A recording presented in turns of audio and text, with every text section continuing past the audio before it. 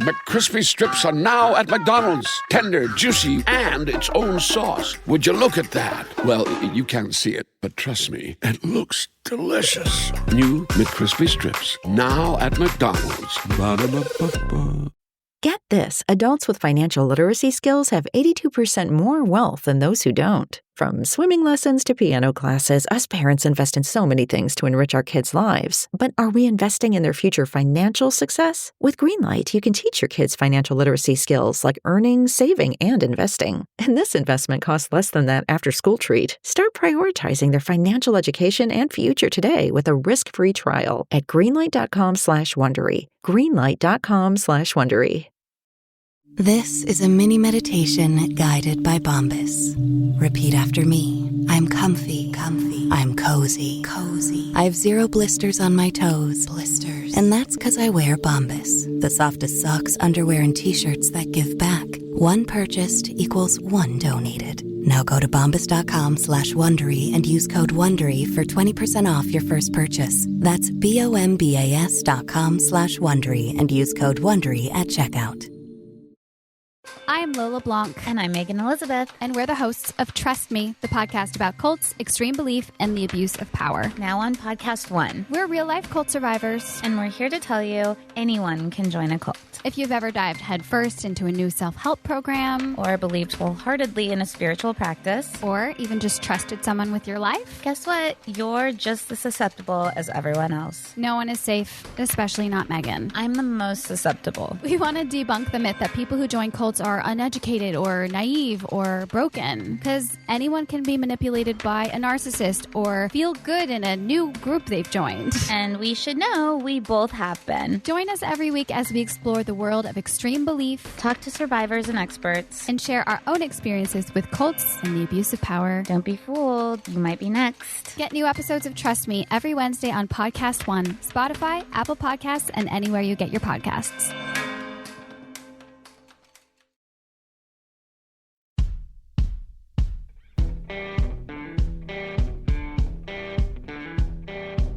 I'm Brett.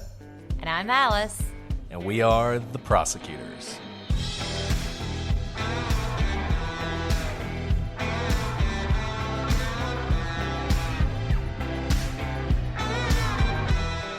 Today on The Prosecutors, it is perhaps the most famous case in all of true crime. On January 13th, 1999, in Baltimore, Maryland, a high school student named Hae Min Lee vanished. When her body was found, buried in a shallow grave, suspicion fell on her ex-boyfriend, Adnan Syed. But even now, people wonder whether he murdered her or was he framed.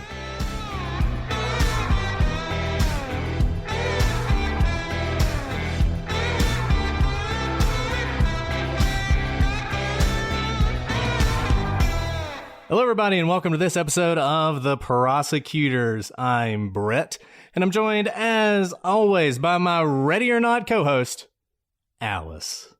Hey, Brett, I am not ready, but we are doing this because we said we weren't going to do Adnan, and... We never said we weren't going to do it. People say that. We never said that. We never said that, but it's probably been by far the most requested case, but you guys... It takes so long to research a case of this of this proportion. And it's, we thought we might as well do it while I have yet another newborn. Why not? Exactly. Well, that was the thing. While Alice was recovering from her pregnancy, we basically spent that entire time doing this outline. So we've watched the documentaries. We've read the trial transcript. We've listened to Serial again. We listened to Undisclosed. We did it all. And the outline for this case, just so you guys know, is about 35,000 words long, about 80 pages. To give you some idea, The Great Gatsby is 44,000 words long. So this is a significant undertaking. So I hope everybody's ready for it. We are going to try and do this. This is the first time I ever cut anything out of an outline because I was like, we got to cut this thing down. but we are committed to doing this in a reasonable amount of episodes. And I don't know if this makes me like a great mom or a terrible mom, but I listened to all of everything Adnan, both on video and on audio podcasts, like without speakers, because my hands were full and I was always running around with a newborn. So baby Brittany knows a lot about this case. Yes, baby Brittany does. You know, that poor girl, she's gonna have a lot of questions when she gets older. A lot of questions. There's a ton of stuff you guys can listen to or read if you're interested in this case. We mentioned some earlier. There's also Crime Weekly, which did a very deep dive on this. We listened to that as well. There's Adnan's Story by Rabia Chowdhury.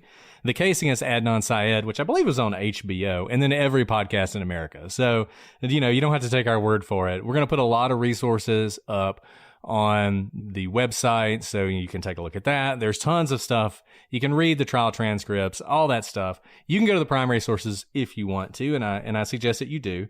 But as we always do, we're going to dive into this, and we're really looking forward to doing it, and I hope you guys enjoy it. So let's get this started. We got a long way to go. On the off chance that there is anyone listening to this who does not know this story, in 1999, Adnan Syed and Hae Min Lee were high school seniors at Woodlawn High in Baltimore, Maryland. In 1998, they dated for 10 months or so, but by the middle of December, they had broken up, and Hae had her eyes on a new guy, a 20-year-old coworker named Don. On January 1st, 1999, Don and Hae had their first date. And everything was going great for Hae. She was an excellent student, a star athlete, and she was in love. But it all came crashing down on January 13th. That day, Hae was supposed to pick up her cousin after school, but she never showed up. A search was launched, but no trace of Hae was found. Then, on February 9th, a worker at a local community college stops in Leakin Park to relieve himself. He walks back a little ways from the main road to do his business, and he suddenly sees black hair sticking out of the ground. He has found Hae's body. The police look at Alonzo Sellers, the man who found the body, and Don, Hae's boyfriend. But it's not long before they begin to focus on Adnan Syed. They pull his cell phone records and begin to talk to the people he called that day. When they talk to Jennifer Pusateri, one of the numbers that comes up, she doesn't have much to say. But then, the next day, Jennifer shows up with her lawyer. She tells the police that her friend Jay was with Adnan that day and that Jay told her Adnan killed Hae. The police pick up Jay, and he tells them that he was with Adnan when he buried Hae's body. And he's able to give the police a crucial piece of information they did not have up to this point: the location of Hae's car. So at that point, the police arrest Adnan. Forensic evidence is sparse, but with Jay's story and corroborating cell phone data, Adnan is eventually convicted. And yet, to this day, people wonder whether he is really guilty. They question whether Jay's story, which is all over the place and contradicts both itself and the reality of time and space, holds up to scrutiny, and they wonder if much of it was provided by the police themselves. They ask whether the cell phone data, which was in its infancy at the time of the murders, can really be trusted. And they wonder whether the real killer is still out there, while Adnan Syed is an innocent man convicted of a murder he did not commit. So there's a very short summary for those of you who may not know this case. So let's go ahead and dive in, because there are a lot of players. You've heard about some of them in the summary, and if you followed this case at all, you probably know them intimately well. Let's start with what this case is all about, and that is Hae Min Lee. She was born in Seoul, and Hae had emigrated with her mother to the United States, eventually settling in Baltimore, Maryland, where she ultimately met Adnan Syed. She was a star student and an athlete, and there was really no limit to what Hae might have accomplished. I mean, you've probably heard lots of personal testimonials of who Hae was, and she truly seems like one of those people who lit up a room. You can see it in her picture. She had a big smile. She was outgoing. She was, I think any immigrant mother's dream. And unfortunately, her life was cut much too short. And I think that's true. I think that's probably the one thing everyone can agree on, whatever you think about this case, is that she had a very bright future ahead of her. And all murders are tragic. They're all awful. All deaths are terrible. But when you really dive into this case and you read her diaries and you read some of the stuff she wrote for school and you see what people said about her, it is one of those that it just makes you shake your head. And it is a terrible tragedy that this happened at all. And we wanted to start with Hae because in the wake of Serial, which is maybe the most important podcast, certainly for true crime ever, maybe for the entire podcasting industry, there's a lot of focus on Adnan Syed, and you understand why that is. If he's wrongfully convicted, he's been in prison for 20 years, and, you know, that's also a tragedy. And I think the thing other people can also agree on is that Adnan had a bright future ahead of him. Adnan was Hae Min Lee's ex-boyfriend at the time of her death. He will be convicted and serve more than 20 years in prison for her murder, having been released only this year when his conviction was temporarily vacated before being reinstated by the Maryland Appeals Court. In fact, today he filed a petition for cert to the Maryland Supreme Court in an attempt to overturn the appeal court's decision. Maybe by the time you hear this, we'll know more about that, but that's sort of where that case sits right now. He is still free currently, though the ultimate outcome of his case is unknown. Given how long we'll probably be talking about this, who knows? By the time we finish, we may have an update for you on that. The next player, of course, is Don. And Don had been Hae's boyfriend for less than 2 weeks when she disappeared. Just by the way, it's like, if he's innocent, this is terrible timing for you, right? Because you are the current boyfriend, so you're going to be on the list of suspects. And it's not like you've been dating her for a long time. 2 weeks seems like a long time when you're 17 or 18, but it is not long in the grand scheme of things. Don is super unlucky. Super unlucky. And you'll see more so why we say that. But he was a little bit older than Hae. Hae obviously was still in high school, and Don was 20 years old. You'll sometimes see this as 22, but that's actually not correct. And she was 18 years old, which is one reason that Hae liked him. His Camaro also helped. You can imagine being in high school, dating the older guy with a cool sports car. What's not to like? Now, Don was interviewed in the early days of the investigation, but there was little evidence of his involvement, and the authorities settled on Adnan as a more likely suspect. And one of the reasons they did that is Jay Wilds. Jay Wilds was a person who had gone to Woodlawn High School with both Adnan and Hae. He is Adnan's supposed accomplice in this murder, particularly after the murder was committed. He told police the story of Hae's murder and where to find her car. He was not the first person to go to the police, though. That was Jennifer Pusateri. Jennifer was Jay's friend, perhaps his best friend. She actually picked him up that night, the night of Hae's murder, and was the first to go to the police with the story of what happened. Obviously, we will talk about Jay and Jennifer quite a bit as we go forward.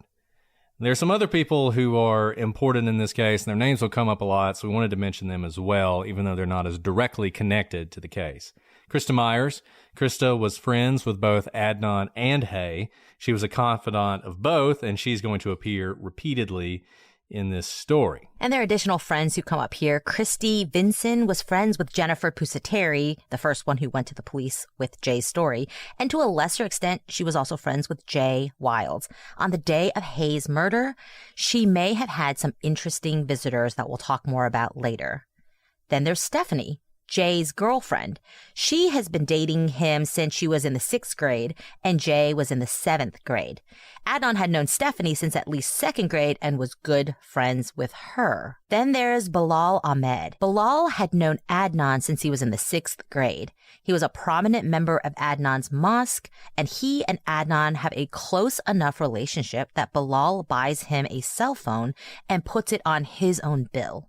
Bilal will eventually be arrested for sexual abuse, and if you believe the document filed by the state's attorney to vacate Adnan's conviction, he's also a suspect in Hae Min Lee's case. Then there's Alonzo Sellers. Sometimes he's referred to as Mr. S for reasons that have never been entirely clear, but Sellers discovered Hae's body.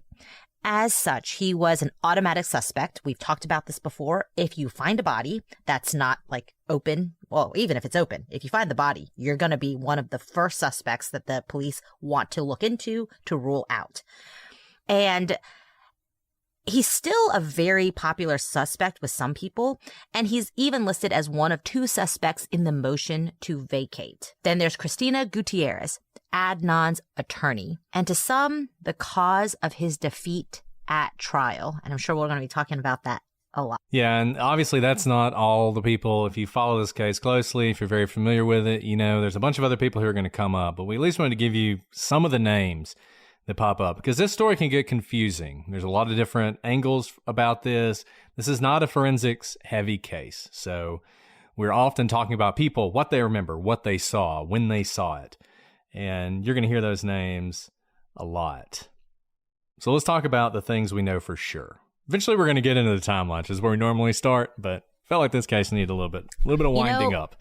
You know, when you read like tomes or like literary just stalwarts in the field, you have like an appendix of characters. I hated those books in like AP literature when you had to like go to the back and be like, you know, the father of James, of, you know, Morton and whatnot, and that going on these like family trees, and you never know who's related to whom. But this case is kind of that complicated, and we're going to be talking about them kind of off the cuff. We want you guys to have a touchstone to be able to come back to, so that if you ever, you know, forget who the characters are, you can come back to the first episode and hopefully have an index. Yeah, it's like sometimes you have an introduction to the book. This is kind of what that is. You know, like really famous people have famous people do the introductions to the introductions. Right. We're doing our own introductions to the introductions, so. And look, I think this is going to help you as we go through this, because this case has always kind of confused me. I'll admit, I listened to Serial. I was like, he probably did it. And then moved on with my life. Like this case did not grab me in the way it grabbed a lot of people. But once we started doing this podcast, it became evident very quickly that I was alone in that everyone else was completely obsessed with this. And once Adnan's conviction was vacated, and we talked a little bit about the legal aspects of that and some of the wonky stuff that happened, everybody's like, you gotta dive into this. You gotta learn it. So that's what we're doing. And once you start looking at it, you listen to Serial. I don't know about you guys. I found Serial to be very confusing at first. It took a while for me to figure out what in the world was going on and what I was supposed to be paying attention to. So our hope is that by going through this, you'll have sort of a better idea of what you're supposed to be paying attention to as we spend the next who knows how many long episodes talking about this. So the things we know for sure, and there's not a lot of them. Number 1, Adnan and Hae dated for a significant period of time. It was an intense relationship filled with highs and lows, and it ended sometime in December. By the first of the year, both Hae and Adnan were seeing new people. Number 2, Hae made it to and through school on the day she disappeared and died, January 13th. She was alive until 2:15 when school let out. She was supposed to pick up her cousin from kindergarten by around 3:30. She did not do so, and it is likely that she was dead by that time. And the third thing, a thing we know for sure, Jay and Adnan were absolutely together off and on the day that Hae was murdered. It is not in dispute that Jay borrowed Adnan's car, and it is not in dispute that Jay had Adnan's cell phone for at least a good chunk of the day. Number 4, we know that Jay lies a lot. We're going to hear a lot of stories from a lot of people. Some of those stories were told days or weeks after the murder. Some of them were told months after, and some years or decades after the murder. And these stories are all over the place. They change, they contradict themselves. Now, that doesn't mean these people are lying, but we do know that Jay is lying. Even if he admits that, his stories change because he lies. He has his reasons, and some of those reasons are also beyond dispute. He was selling marijuana and other drugs out of his grandmother's house. He had had negative interactions with the police before. He was a black man living in Baltimore. And those who think that Adnan is innocent will tell you he had other reasons to lie. The police were framing Adnan and needed him to back them up, or he was pressured into changing his story, or he sold Adnan out to avoid a more serious charge, like maybe he was the one who murdered Hae. But whatever the reason, what we do know is that Jay lies. We may not know which are the lies, but we know that there are lies because the story changes and he is contradicted, and also evidence contradicts what he says at certain times.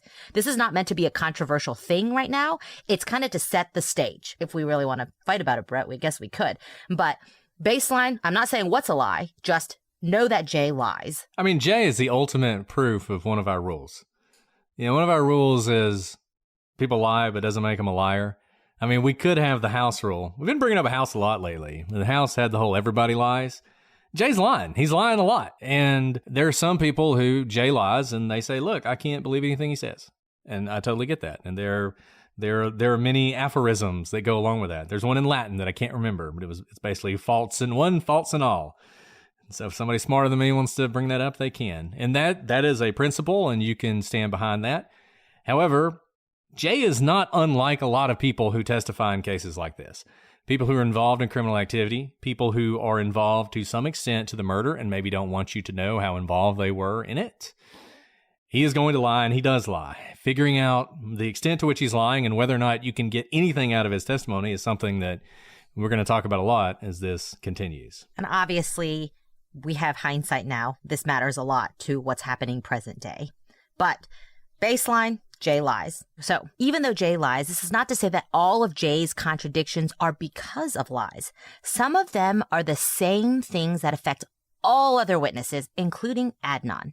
Time, stress. In the case of Jay, the fact that he was smoking marijuana that day, as even Adnan says, could lead to these contradictions. So number 4 and 5, I think, are very important to get straight. That Jay lies, but that not all of his contradictions are because of lies. There's a lot of factors we have to look at as to why those contradictions may exist, which honestly makes Jay's lies that much more difficult to parse through, because some of them are lies and some of them are maybe stress, misremembering things, being interrogated by the police. I get scared being interrogated by the police, and I didn't do anything wrong that I know of. So all these things can kind of create this pressure that change your testimony.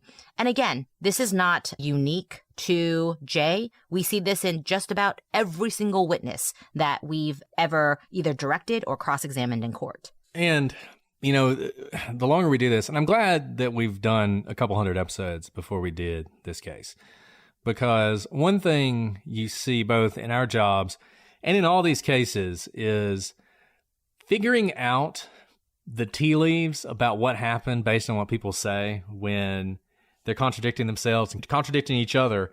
May even be innocent, but they're saying things can't be true. Figuring out the truth there is not easy. It is particularly difficult in this case.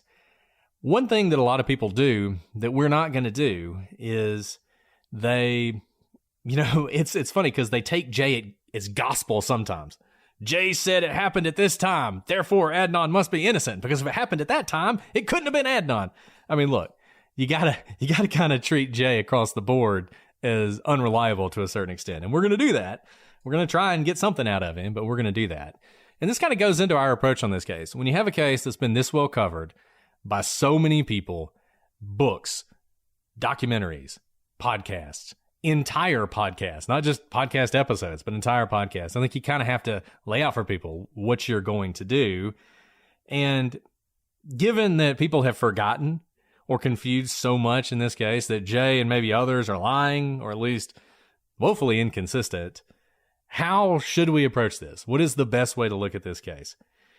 There are some analysis of this case, and I enjoyed them, but they spend multiple episodes trying to make sense of Jay's story or make them mesh together or compare and contrast them with what he tells the police to what he testifies to, or line them up with some sort of timeline to figure something out in a coherent way. We think that's a fool's errand, and not criticizing people who try to do that, but we just think it's pointless. At some point, we're going to talk about Jay's interviews and his statements, and you'll see for yourself how they contradict. When we talk about the timeline, there will be times where we say, in Jay's first statement, he says this thing happened here. In Jay's second statement, he says this thing happened here. And that's really for your information. We're not going to make any real effort to make sense of all that. We are making a conscious choice to look at the evidence that does not depend entirely on Jay's eyewitness testimony and determine whether or not it lines up with essentially 4 main points of Jay's testimony. You can go through everything he says, but there are 4 points that are really important, and 4 points that tell you if he's telling the truth about these 4 points, then Adnan is guilty. If he's not, then Adnan is innocent.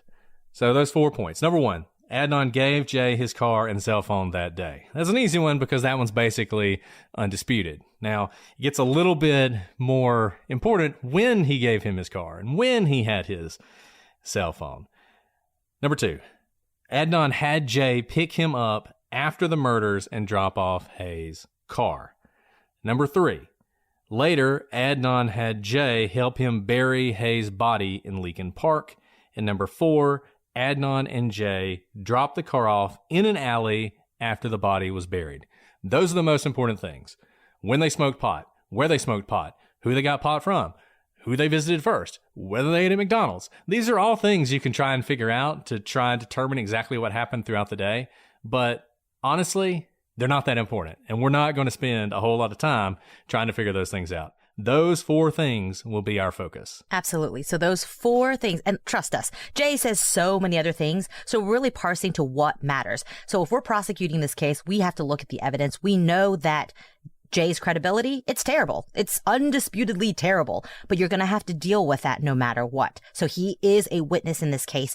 But when you have a terrible credibility witness, you look at the evidence, and then if it matches up, okay, maybe we can look into that. If it doesn't match up, then you deal with, if they're your witness, you have to deal with the cross-examination that comes with that. So we absolutely agree that Jay's credibility is really just terrible. That's not in dispute. I think everyone agrees that his credibility is just shot. Now, that's, again, not that new, right? Most of the prosecution's witnesses are going to have some flaw, especially if they're involved in other illegal activity, because people tend to lie to cover themselves, even if it has nothing to do with something as bad as, say, a murder. They may just not want people to know that they smoke marijuana because they can still get in trouble for that. So I want to emphasize that Jay's credibility is bad, but so are actually most of Brett and my witnesses when we go to trial on these types of cases.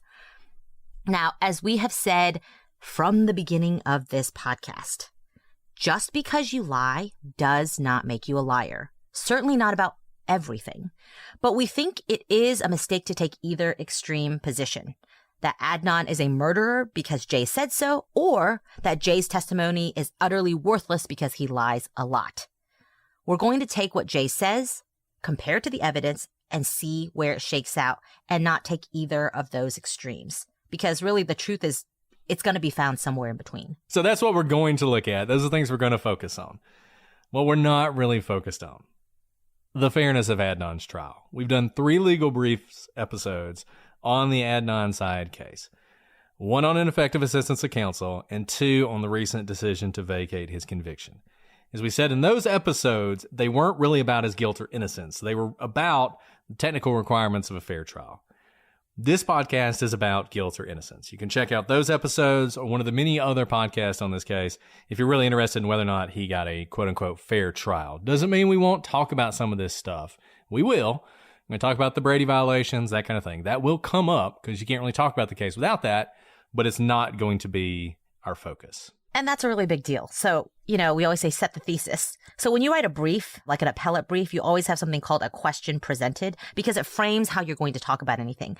Adnan has been just covered ad nauseum. And for those of you who want to know about the fairness, just know where our focus is here because you guys have asked us, do we think he's innocent or guilty? So that's what we're going to focus on here. So when you come at us at like episode 8... around episode 8, maybe near the end, hopefully. And you're like, but what about the unfairness of the trials? Remember what we've said here. I think it's important to know what your questions are, just like in a legal brief, literally a legal brief, not our other podcast, what the questions are and how you're going to direct your analysis. So with all of that, that's a lot of groundwork to lay. Anybody have questions? I feel like we need to take questions and people have to raise their hands, but we're not really going to do that because then this episode will go on forever. But with all of that said, let's go ahead and dive in and let's start with Adnan's story of the day of Hae's murder. It's often said that Adnan remembers nothing of the day, and this was reinforced by the podcast Serial, which begins with the premise that Adnan remembers nothing, and how could he, given it was just another day? I mean, I think the first episode, if you go back and listen to it, it goes on and on of how any teenager could possibly remember what they had for lunch yesterday. So how could Adnan remember some normal day for him where he had nothing to do with what's about to happen? But this is not entirely true. Adnan does remember some of January 13th, and here's his story of what he did that day. First, Adnan says he's known Jay since Adnan was in the 7th grade. They didn't really hang out until 1998 when Adnan started hanging out with Jay through Stephanie, remember Jay's girlfriend, and Adnan's best friend. Jay would provide weed to Adnan, and he says that he smoked weed with Jay fewer than about 10 times. So they were kind of friends through a friend, but they definitely smoked pot together. So obviously we're going to talk in detail about January 13th, but this is essentially the story that Adnan tells in Serial. It's talked about some in Undisclosed. You can read the notes that his defense attorneys took. I mean, that's where we're sort of drawing this from. So Adnan says he arrives at school around 7:45 and went to his photography class. In second period, he gave Stephanie, once again his best friend, a stuffed reindeer and a birthday card. At 10:50, he left school and went to Jay's house. He says he was worried that Jay had not gotten Stephanie a present. It was Stephanie's birthday, and Jay was notoriously flighty, and Stephanie is Adnan's best friend, and he wants to make sure that Jay is doing what he's supposed to do. So he goes to Jay's house to facilitate him getting this present. Earlier, he had called Jay, and Jay had said, yeah, I haven't gotten her anything yet. That's a very responsible teenage boy. You know, it is. I mean, this is one of those things that I sort of go over in my head. Does this make sense or not? Like, I would like to think that I would do something like that I would make sure that if your husband didn't get you a present, I would be like, hey, did you get Alice a present? I mean, no, I don't have to do that. You would not. What are you talking about? I totally would do that. Okay, actually, let's go through this thinking exercise. So we are like many factors older than 17 and 18. So we're like, we've had a lot of life. We've had a lot of probably disputes when presents weren't bought in relationships. We've known each other for let's say 8 birthdays. In those 8 birthdays, I'm just curious, right? Like, we are very, very good friends, and we're also very good friends with each other's spouses. Have you ever asked my husband around my birthday if he got me a present in those 8 years? And have I ever asked your wife?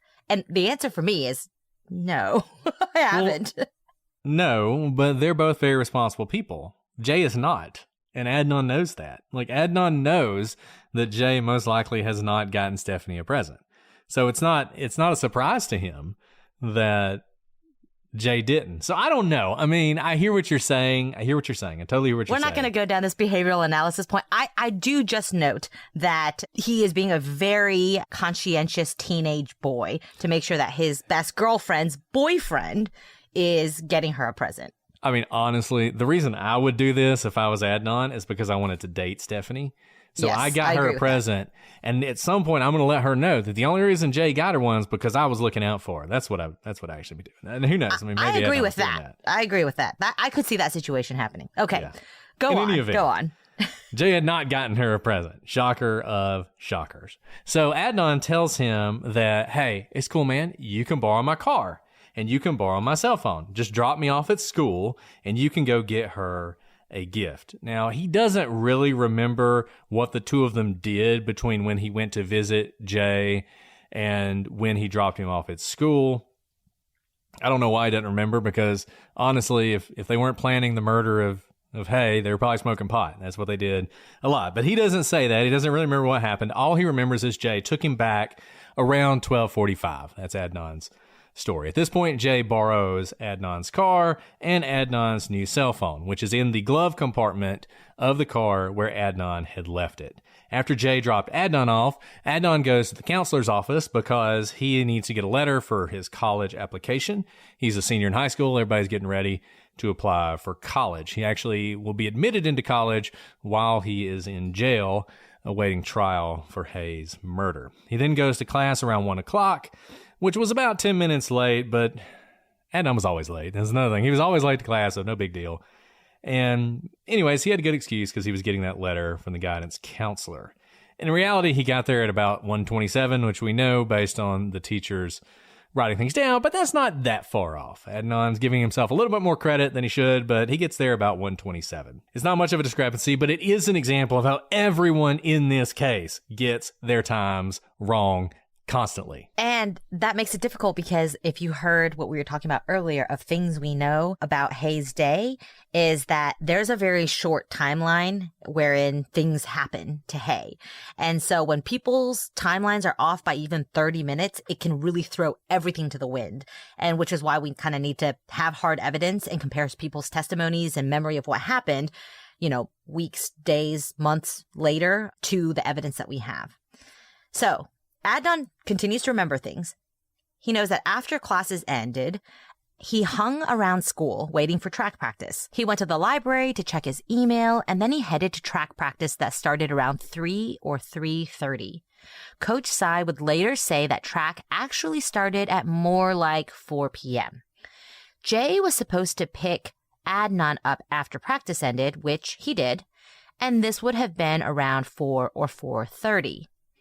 After that, he and Jay went to get something to eat. Now, it was Ramadan, and it was time for Adnan to break his fast. Then he and Jay hung out and smoked weed, what they do together. Adnan thinks he would have been home between 7 and 8 p.m. since he often took food to his father at the mosque before 8 p.m. prayers. After that, Adnan called some people on the phone, and then he went to bed. A normal day, in his words. Now, he says it was a normal day, but of course there was something else that happened that he says happened while he was with Jay, and that's he gets a phone call from a police officer who tells him that Hae never picked up her cousin and wants to know where she is and if he has any idea. We're going to talk about that phone call a lot, but it's one of those things. On the one hand, you have Adnan talking about how it's an ordinary day, but on the other hand, you have this event, this sort of defining event. Don't worry, we're going to get into this and whether it really was defining, whether you had reason to be concerned or not.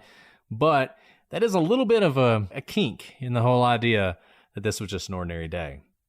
There's some things about this story that are a little strange right off the bat. Adnan, he has an interest. And look, one thing people need to remember about Adnan, people do the same thing with Adnan that they do with Jay. So people who think Adnan's guilty, they scrutinize everything Adnan says. And if he says something that's not true, that must mean he's a murderer. And they forget that he has reasons to shade the truth too. Jay is saying that he killed his girlfriend. Adnan has reasons to be like, we weren't that close.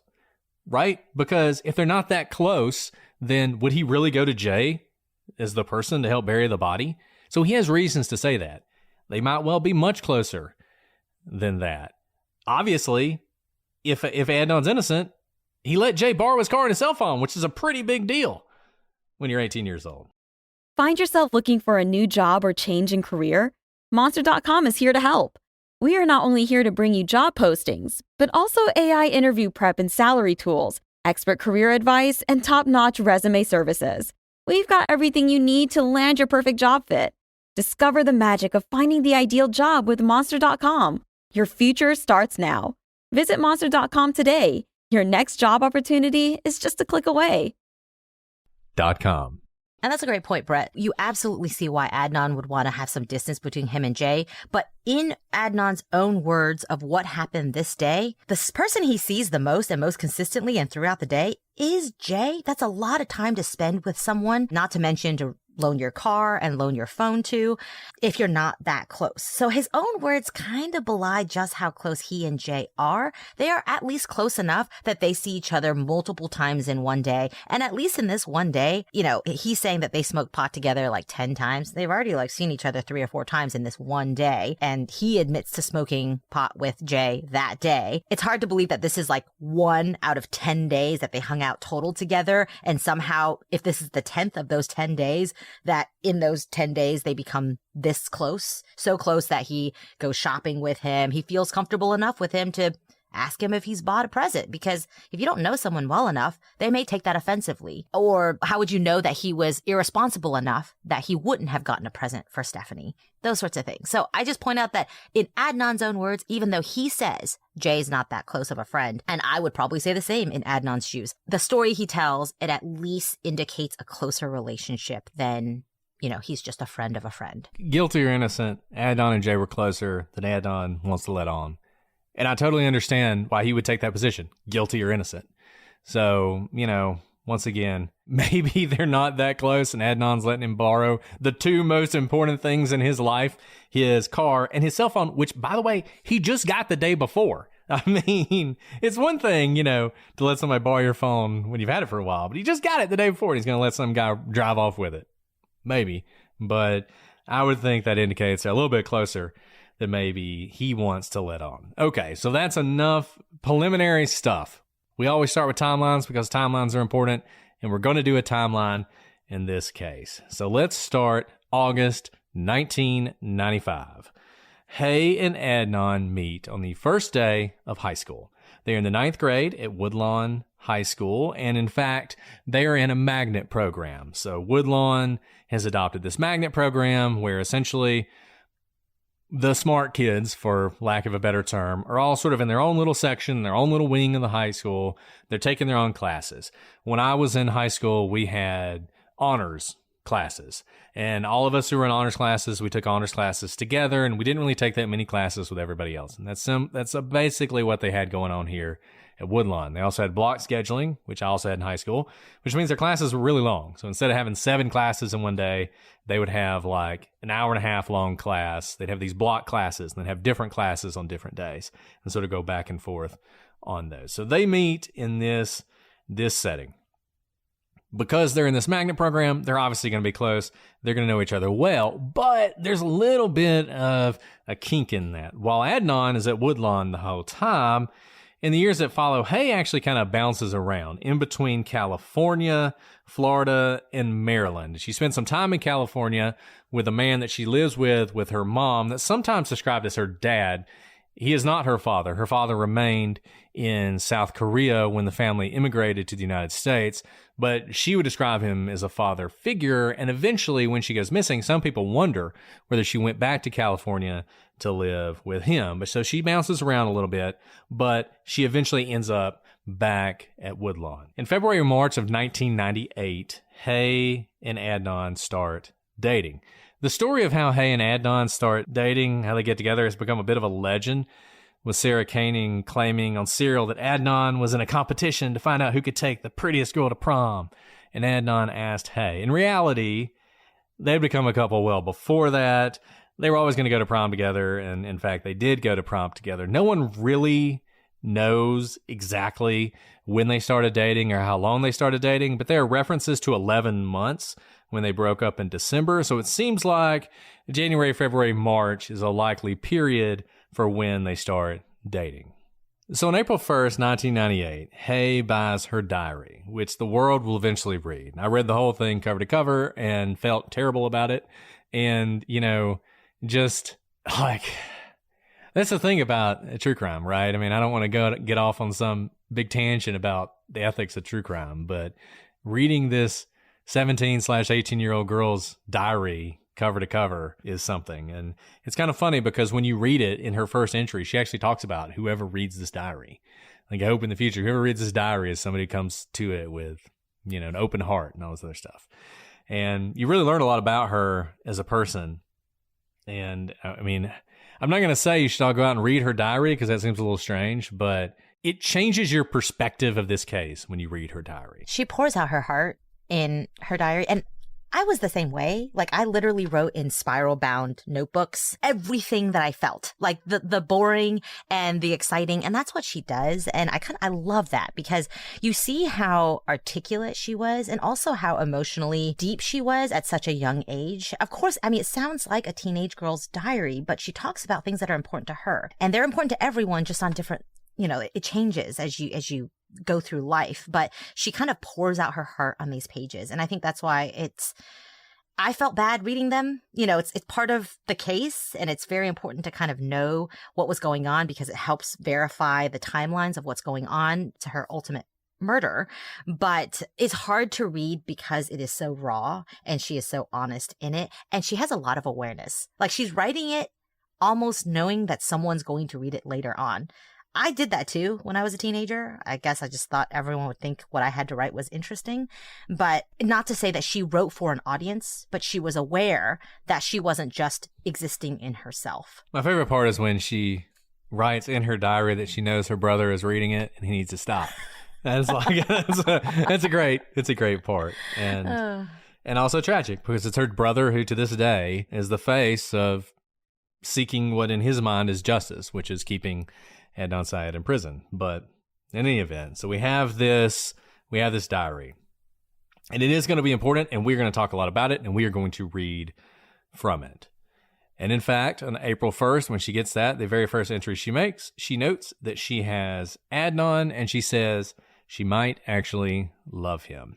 On April 5th, Hae writes in her diary that Adnan is moving a little too fast for her, but she is looking forward to junior prom. People speculate about what this means, and the obvious assumption is that it's physical, but it's clearly not. And if you read the rest of her diary, you realize that at this point, they haven't kissed, for instance. So when she says that Adnan is moving a little too fast for her, it seems pretty clear that he is becoming attached to her in a more deeply emotional way than she is ready for.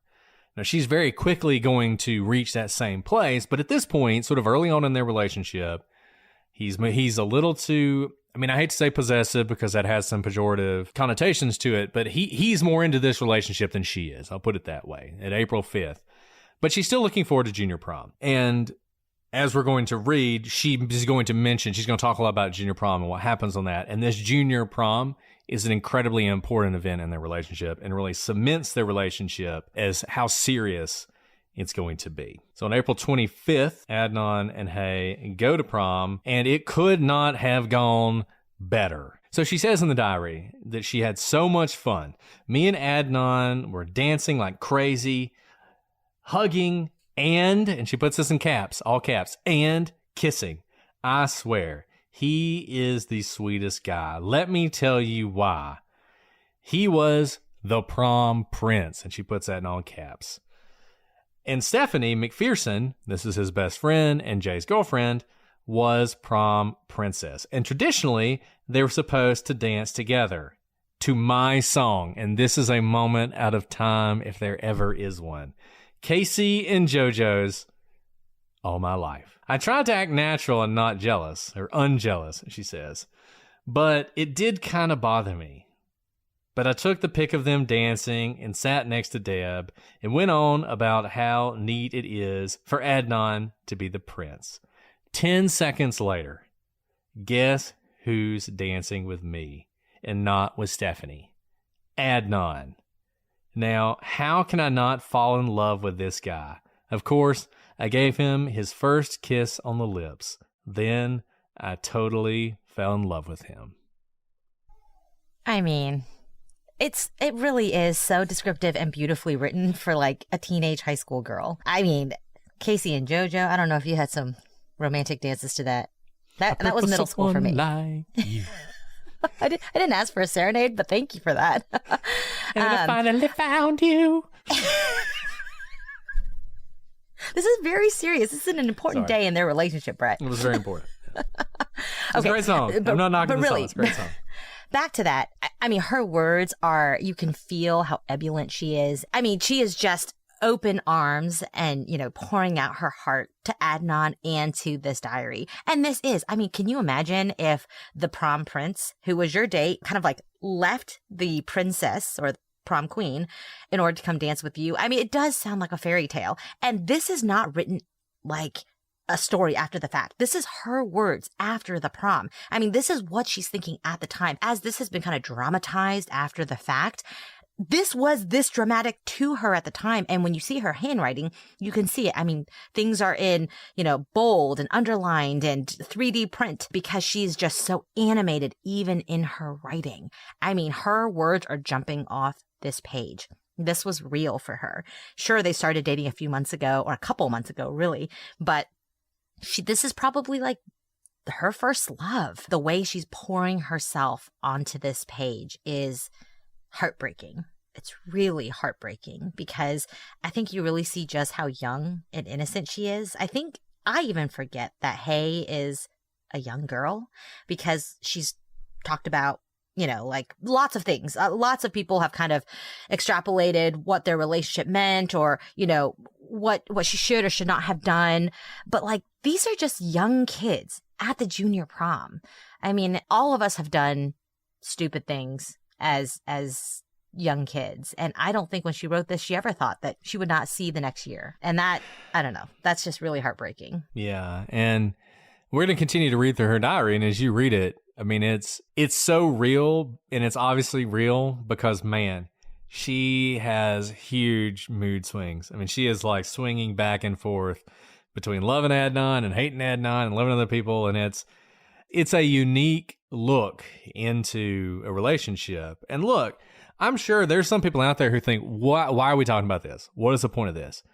Remember, if Adnan did this, it's a crime of passion. He would have murdered her.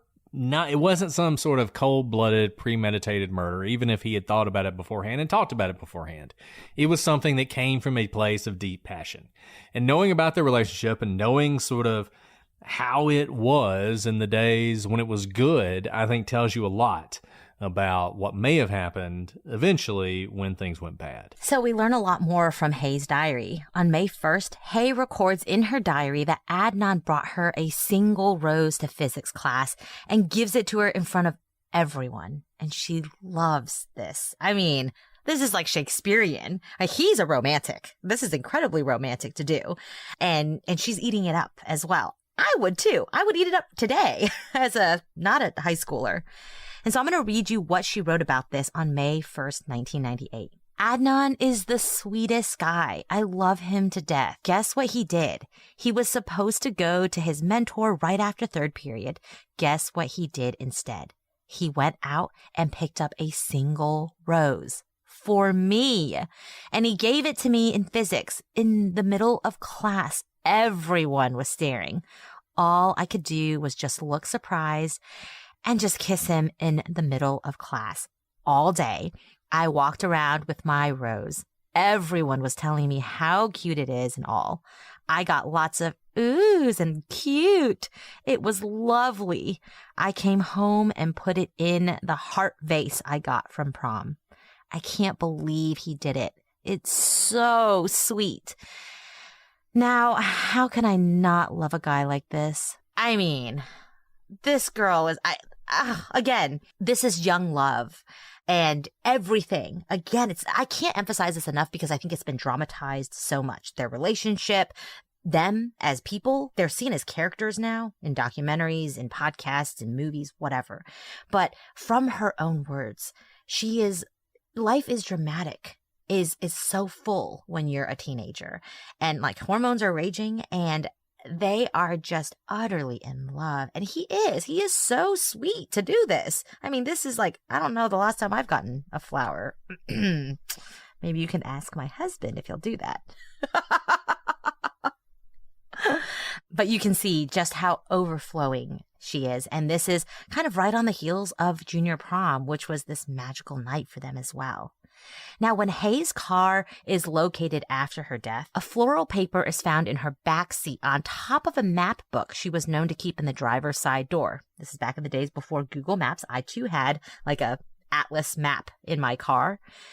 And the testimony is vague about what is wrapped inside, but the police inventory is not. So we know what it is. It's a rose and baby's breath. Adnan's prints, including his finger and palm prints, are found on the floral paper. So this is probably the rose or a rose that Adnan had given to her. I think it's fair to say that he's kind of into big gestures, big public gestures at that. And he's into presentation, a single rose that's very romantic. And so likely this rose and baby's breath kind of wrapped up in floral paper was another one of these gestures by Adnan. And we're going to come back to that gesture later and talk about it more. But one thing that's interesting in this case, there are fingerprints obviously in Hae's car. And those fingerprints are used against Adnan. And a lot of people say things like, look, Adnan was in her car all the time. They could have happened at any time. And I think that's true. This is interesting. And like I said, we're going to come back to it. We're going to talk more about it. But it is a strange callback to this moment in time when everything was good. And then Hae disappears. She's found murdered. The police find her car. And what's in the backseat? A rose, wrapped in floral paper with Adnan's fingerprints on it. One thing I want to note about these diary entries, whatever you think about them, that they're ooey gooey, like disgusting, or they're so sweet and innocent. What matters here is that we see grand gestures by Adnan, but it can come out in two ways. The recipient can think this is disgusting and ew and gross. I remember like being on the receiving end of kind of grand gestures in high school from people I did not have any interest in. And I'd be like, ew. That is not the case here. So whatever you take from her diary entries, what we know from this is that there were grand gestures of kind of romance, and they were received very well. So if you want to call it, you know, that he's coming on strong, or he's trying to be possessive early on to show everyone that he owns her because he gets, you know, in the middle of physics class to give her a rose. Okay, fine. That's one way to read it. But whatever it is, I think it matters how she receives it. Because if she's receiving it as this is the most romantic thing ever, that's a very different situation than if she was writing like, ugh, this guy who's obsessed with me showed up in the middle of class with a rose and totally embarrassed me in front of everyone. So that's why her diary is relevant, because we know these grand gestures happened. How she receives them gives you an insight into how she views Adnan. So take that into consideration when we're reading these. We're not just reading her diary entries for fun. We're trying to get inside how she receives these grand gestures. Let's move forward to August 27th. Hae decides she's going to break up with Adnan. Now, you may think this is like very fast timeline. Again, we're in high school, teenage years. This is actually probably a pretty typical timeline for a relationship in high school. So while she's like high and in love in May, by August, she's had enough of this relationship and it's time to break up. Now, Hae says that she's tired of lying and that she's lost herself in those lies. She says, quote, "Now it seems that every time I do something I used to do, like hanging out with Aisha, it seems to shoot through Adnan's heart. It seems like my life has been revolving around him. Where's me? How did I end up like this? I have completely changed myself to make him happy. Everything that bothered him, I tried to change.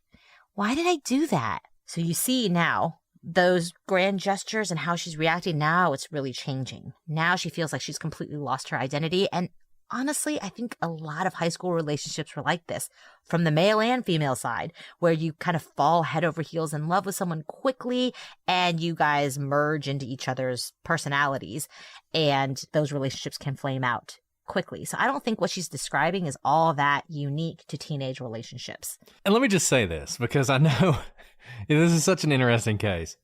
I know there are people out there who really don't like Adnan, who are like, see, he's an awful, controlling person. Like, this is exactly what happens when evil men control women and try and take their lives away. And I totally get that, and that's what it sounds like she's saying. When you read those words, it doesn't sound great. I mean, it sounds like coercive control, frankly. But they're also 18 and 17. And in high school, all relationships are toxic, and to a certain extent, right? Like, people haven't really figured out how they're supposed to be and how you're supposed to act and how you're supposed to treat each other. And so I don't know. I don't know that we necessarily can go completely overboard and say Adnan is a completely controlling, toxic, horrible person who was trying to isolate her and take her away from everyone she loved. That is what she's saying. I mean, she's saying that Adnan is trying to sort of have her all to himself. I will say this. If you listen to Serial, Sarah Koenig, who, look, I really liked Serial and I really liked her. At some point, she talks about how there's no evidence that Adnan's controlling. There's totally evidence that Adnan is controlling. I mean, and that he was jealous and that he showed up when he wasn't supposed to. It's throughout Hae's diary, and this is just an example of that. But can you read a whole lot into this? I don't know. I think there's so much confirmation bias in this case, and I feel like you just have to be careful about it. You just have to kind of reserve judgment. This is an interesting thing that Hae says. It is an insight into their relationship, but it's probably not as definitive as some people want to make it out to be. And that's a really fair point, Brett. Maybe she's being dramatic here. Maybe he wasn't controlling, but we have her own words to compare with themselves as well, because In her diary, Hae laments the loss of someone named Jake, who is apparently an old boyfriend who had passed away. And Jake, unlike Adnan, never told Hae what to do. So whatever you want to make of what this particular diary entry, Hae at least has another relationship or another experience where she felt it was less controlling than what she's experiencing now with Adnan. And this isn't just like a one-off entry here. This is actually in keeping with other diary entries where Hae talks about being tired of Adnan always telling her what to do and who to see. Aisha Pittman would later tell Serial that Adnan was constantly paging Hae to find out where she was and even dropping by their girls' outings when he was not supposed to. So we have Hae's own diary entries, but then also Aisha, who is one of Hae's good friends, kind of corroborating that sort of behavior from Adnan.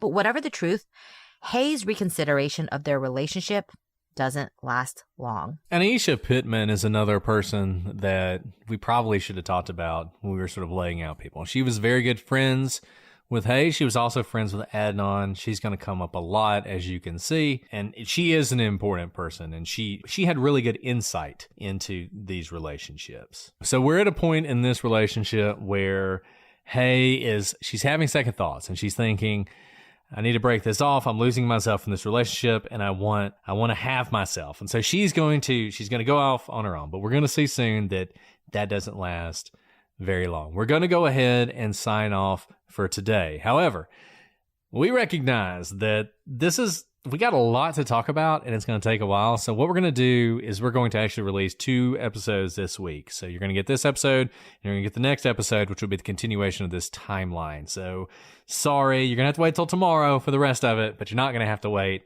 until next week to get through some of this stuff. We know you guys have thoughts about this. This case is probably the most controversial case that exists in true crime. We know we're going to get things wrong. We're also going to have things that you think are wrong that aren't wrong because we're actually right and you're wrong. But we are happy to hear from you guys.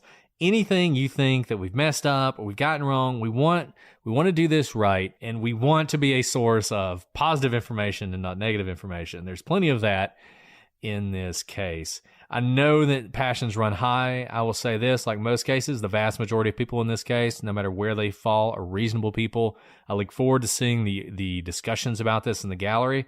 And let me just say, to those of you out there who are toxic people who have decided that you're going to attack us no matter what we say, I mean, there are toxic people on the pro-Adnan side and there are toxic people on the anti-Adnan side.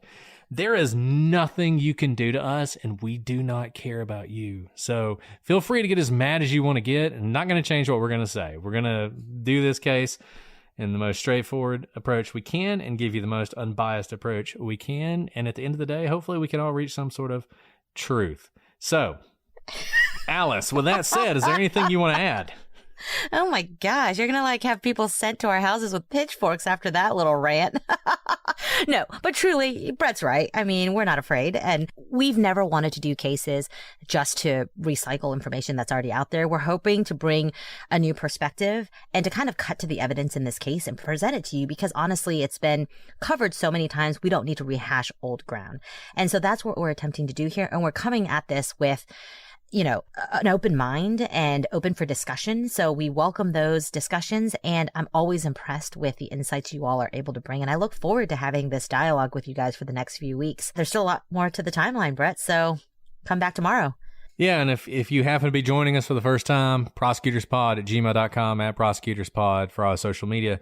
If you really love this, but you hated the ads, join us on Patreon, where you might actually get to have live recordings of episodes such as this one. We're recording this with a live audience right now of our patrons who are enjoying this, I hope, and are getting sort of a 5-week early preview of what we're going to be talking about. So thank you so much to all of you on Patreon who are patrons of the show. You're so great. We love you. You're the best.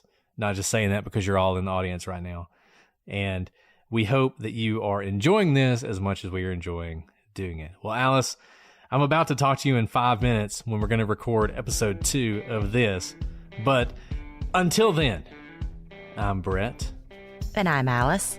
And we are the prosecutors.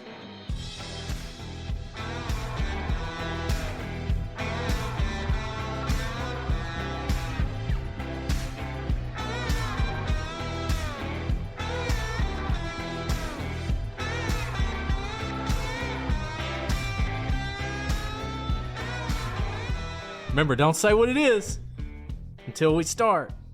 Because I'm going to do the Today on the Prosecutors. I know. People are going to freak out. That's when they'll know.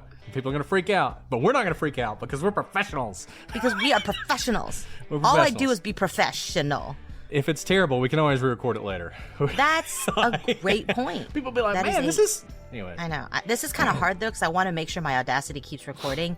But I also have the outline up. But I also have the... I need like 3 screens. I know. You know? I know. We need line big. Okay.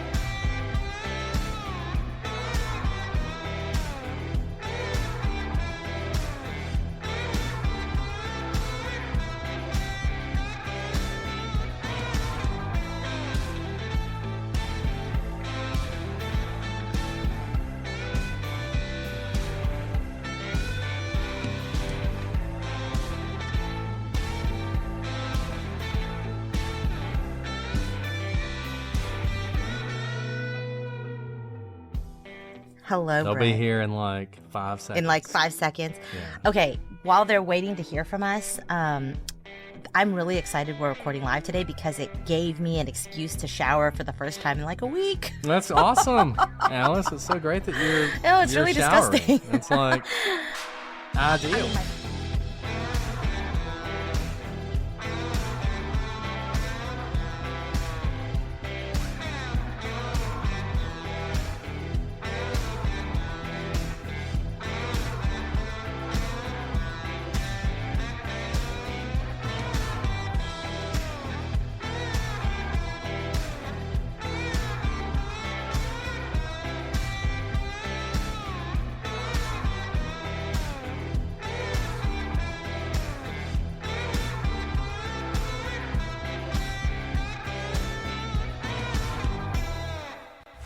It's a streaming hot summer on Pluto TV, featuring hit blockbusters during popcorn summer movies. Watch Mark Wahlberg try and solve a murder in Four Brothers, or go on an adventure with an Indiana Jones movie marathon. Plus, Pluto TV has hundreds of channels with thousands more movies, available live and on demand. Download Pluto TV on all your favorite devices for free. Pluto TV. Stream now, pay never.